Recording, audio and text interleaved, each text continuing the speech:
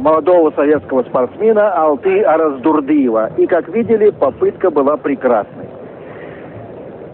Вы знаете, мы не сразу же включили наш видеомагнитофон, потому что вышла целая группа из именитых спортсменов, и все почему-то споткнулись именно на этом месте, из Ашхабада, прямо скажем, открытие нынешнего сезона.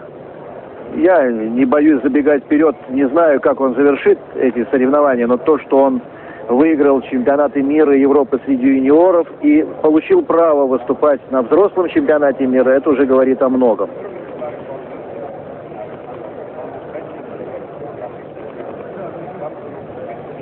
Вчера мы приветствовали нашего отличного штангиста из Ленинакана, Исраэла Мелитосяна.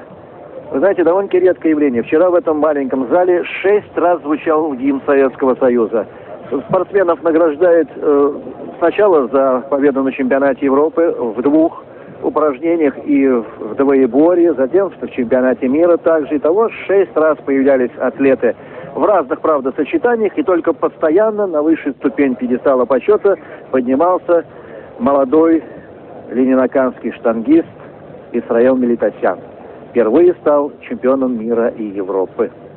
Итак, 160, это вторая попытка Араздурдыева.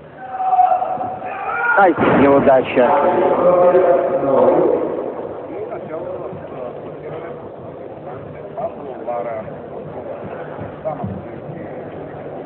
Такой мощный рывок. Вот посмотрите, как уходит штанга далеко назад.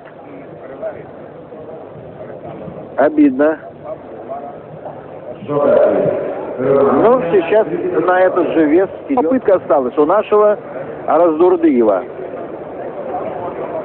Я думаю, что надо не торопиться, спокойно все рассчитать.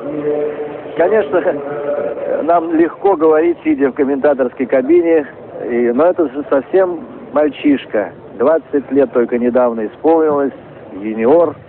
И вот сейчас ведет с сильнейшими атлетами, такими как Вербанов, Сокачи, Каяншу.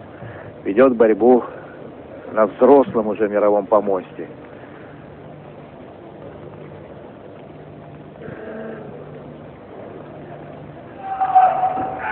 Ну, надо держать. Молодец, молодец, Алты. Симпатичное открытое лицо этого юного штангиста. Ну что ж, хорошо.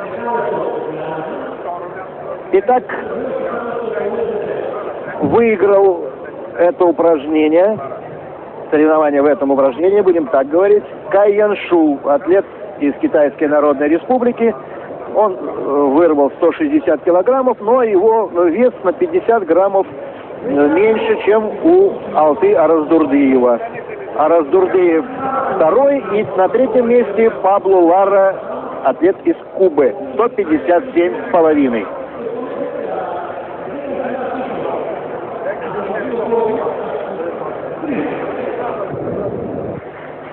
Киев имеет преимущество перед своими соперниками, ну, кроме, правда, кубинского штангиста, а вот перед наиболее сильными, я имею в виду, в частности, Варбанова, 10 килограммов после первого упражнения.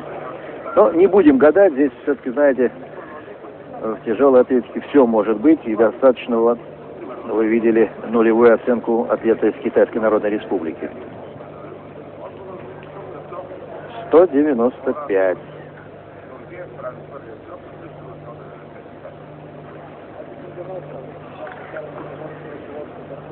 Легко встал.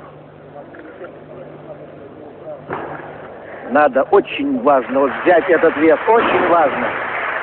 Первая попытка, он идет, ну, так сказать, вровень со своими основными соперниками.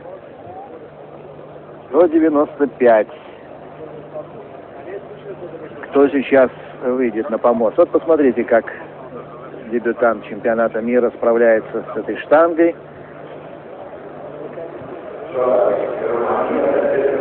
Андрей Сокач, Алты Араздурдыев. Вторая попытка, 200 килограммов. Ну, надо постараться. Постараться. Молодец. Молодчина. Вот так 20-летний спортсмен на равных выступает с трехкратным чемпионом мира. Молодец.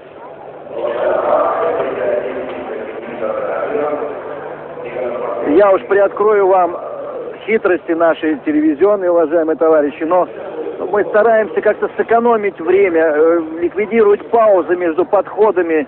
И когда еще не объявили Алтыя Раздурдыева, я сделал команду «Стоп». И чуть было, вы знаете, мы не прозевали попытку нашего спортсмена. Но вот так бывает в нашей практике. И у Алты сейчас 360, так что он бесспорный лидер. Варбанову, конечно, надо много выигрывать. Надо идти, наверное, ва-банк. Так же, как и вчера болгарский атлет пошел ва-банк, пытаясь переиграть Исраила Мелитосяна.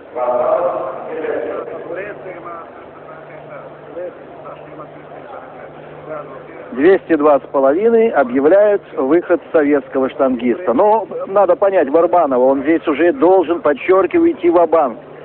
Постараться сделать все возможное и невозможное для того, чтобы отыграть проигранное в первом упражнении в рыске. Думаю, что сделать это будет очень и очень нелегко, если не невозможно. Итак, третья попытка Алтыя Раздурдыева, нашего дебютанта, ашхабадского атлета. 202,5. Это как раз его лучший результат в этом упражнении. Чемпион мира среди юниоров близок к завоеванию звания лучшего штангиста мира среди взрослых в полусреднем весе.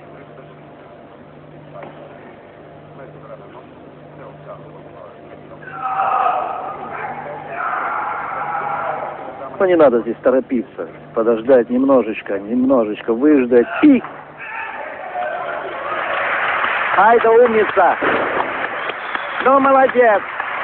Вот теперь пускай уже догоняет его трехкратный чемпион мира. Итак, 362,5 килограмма